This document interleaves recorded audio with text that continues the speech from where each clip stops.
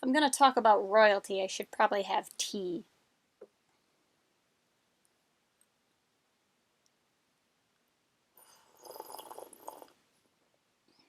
Good tea. How you get so big getting food of this kind? Alright, yes, so today we are discussing the novel Leia, A Princess of Alderaan by Claudia Gray. It is a fantastic novel, absolutely fantastic novel. This is Claudia Gray's third novel in the new Star Wars canon. She wrote Lost Stars, which is a novel about a young boy and a young girl, how they meet, go off to the Imperial Academy, one of them defects to the rebels, and then they're madly in love and trying to kill each other. Then there's Bloodline, which is about Leia 6 years before The Force Awakens, and it's all about the origins of the Resistance, how it relates to the New Republic, where the First Order comes from. It's absolutely amazing.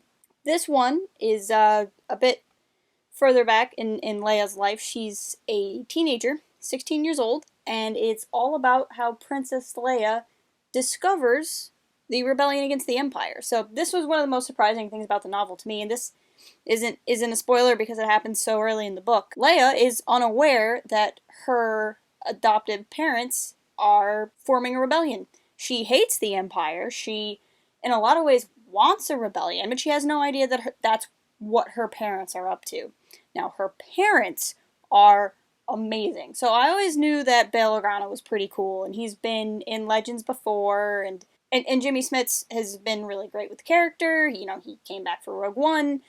Even before then, he was Bail for the Force Unleashed games. Knew a lot about him. Didn't know a lot about Leia's mother, Bria Organa. Now, she was great in this novel. In a lot of ways, Bria is who I thought Bail Organa was, which I thought was interesting. And I think it shows what a healthy marriage the two of them must have, because the man listens to his wife.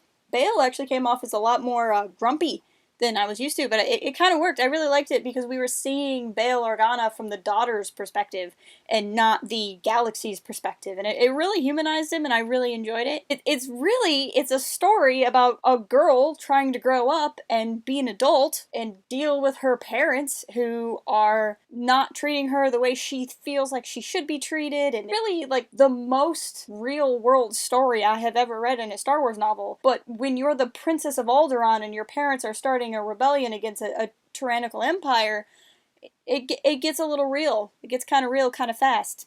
So that was really interesting to really watch Leia grow up in this novel. We actually get to see her have friends, which is interesting because she always comes off as the cause is before everything. So it was really good to see her get to know people. So she's in the apprentice legislature, which is basically the Imperial Senate, but for up-and-coming senators, like junior senators. It's kind of like politics summer camp. So Leia gets a new set of allies, new set of friends in this. One of the most interesting is a character by the name of Emmeline Holdo.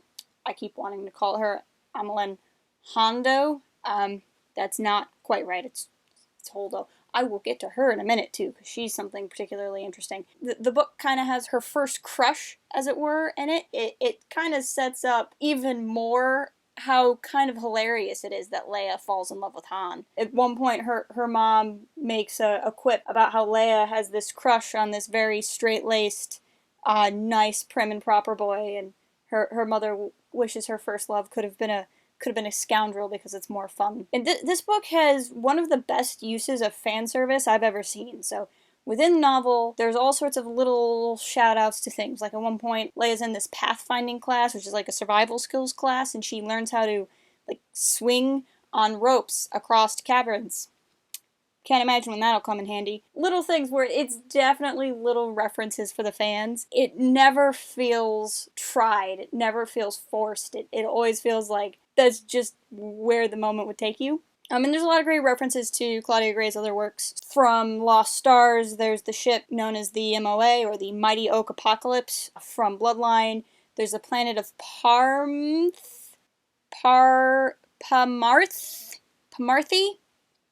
That place. The place where Leia's chief of staff from Bloodlines is from. Yeah, that place. That place plays a big role. And there's a lot of little little side small Easter eggs that are actually really integral to the plotline of what's going on in the Star Wars universe at that time. But we're seeing it from the perspective of Leia, who doesn't understand how important everything is because she's not in the rebellion. I need more tea. Hold on. Nothing like a good cup of tea.